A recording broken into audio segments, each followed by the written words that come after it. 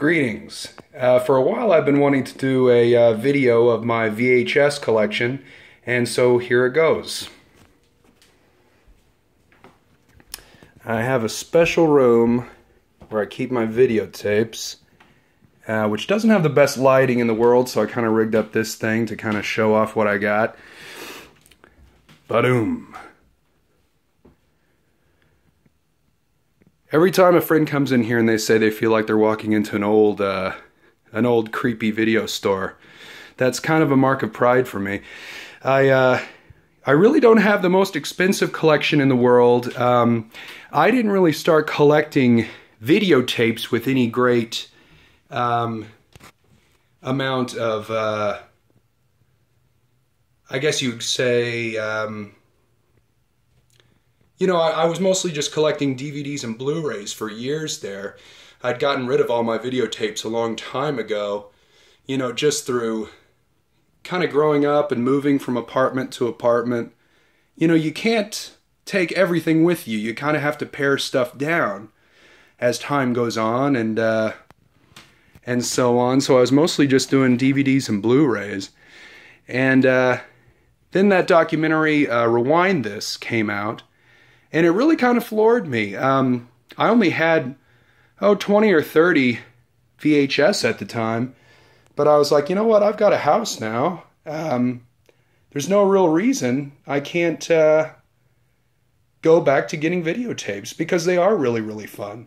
Everything you see in here was purchased in southern Missouri since Rewind This. I don't know how long ago that came out. Was that 2 years ago? 3 years ago? Everything here was purchased in southern Missouri at flea markets, garage sales, for less than $2 a piece. I've never spent more than $2 on a videotape, just because I'm a cheap jerk. I mean, I get tons of pleasure from this stuff, like this one right here. I actually have this on Blu-ray, but I love this picture of the Stepford Wives. That is so cool. Then a while after that, found this beauty. I actually think I found this I might have found this in Columbia, Missouri, but I think I got this for like 50 cents. I've yet to see it. I mean, I've heard this is almost unwatchable, just incredibly, incredibly strange little movie. But of course, Stepford Wives is beautiful. Down here, this was kind of funny. I started finding these all over Springfield, Missouri, Video Update. And I'd never heard of Video Update.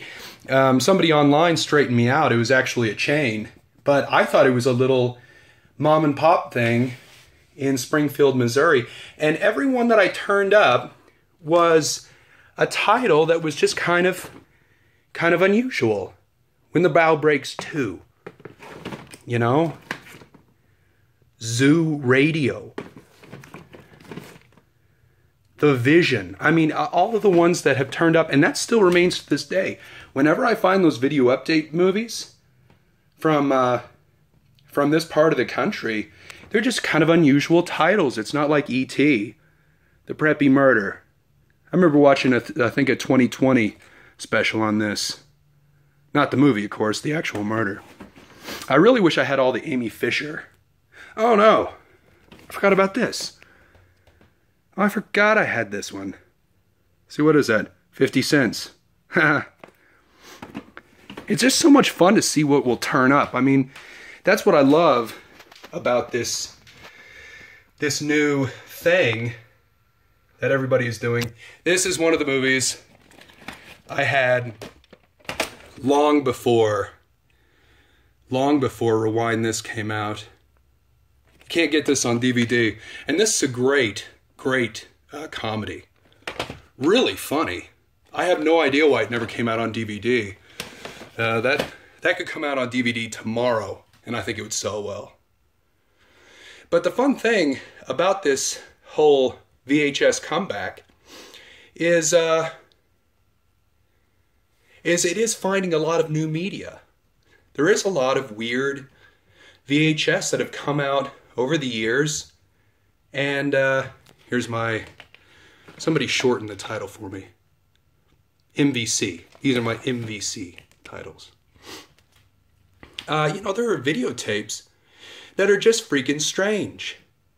They came out with strange videotapes over the years. And I mean, I like this. Killing 'em softly. Not Killing Them Softly with Brad Pitt, mind you. This is Killing 'em Softly with George Segal. They ripped off the title. Those jerks. And also all the double tapes. Somebody posted on Planet VHS Horror some stuff that they had found weird in old double tapes. I'm starting to collect those. If I find some vaguely interesting title on a double tape, I'm going to get it because I want to see old commercials. Old commercials are so much fun. It's just like, being young again. It's like being at your grandma's house or your aunt's house and there's absolutely nothing to do but watch TV, and you're watching, I don't know, whatever it is that happened to be on. Tank Girl. Now this is a screener of Tank Girl, and I was totally happy to find that because all of these right here, from here all the way down, are screeners. Here's a Walt Disney preview tape. Now this is very, very odd. It's a preview tape of Darby O'Gill and the Little People, which is a movie made in the 1960s. It was one of the first Sean Connery movies. Now why would they make a preview tape for a movie that had already been seen and was well known for 20 years, or 30 years? Kind of odd. And Ghostbusters 2, there again, why would they make a promotional copy of a movie that every video store in America was going to get? I don't know. I guess just something to have playing so that people would come into the video store before it was officially released or something like that. I don't know. I love all the promotional stuff.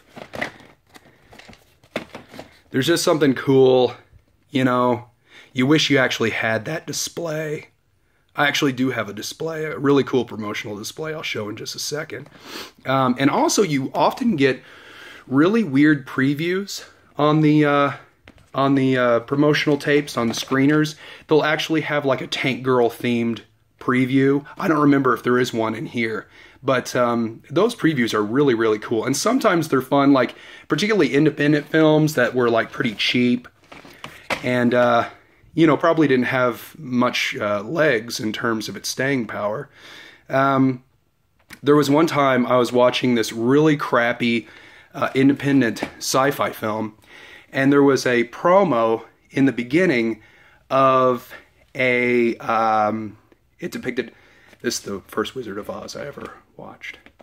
It depicted a video store owner being tied to a chair by a bunch of independent filmmakers and them asking him why he isn't stocking more low-budget independent films. And he said, oh, because they're not good enough or something. And the guy says, your customers just want to watch new movies. And we have new movies. So buy independent film. And it was really weird. But it was fun. It was fun. There was a great, now I'm not sure if it was a Hellraiser screener, where I saw this Hellraiser,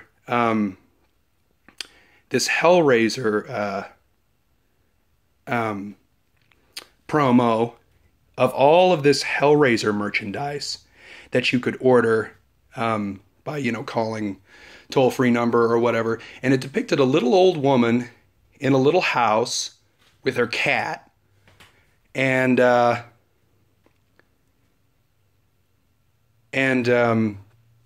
at the end of and she's like, saying,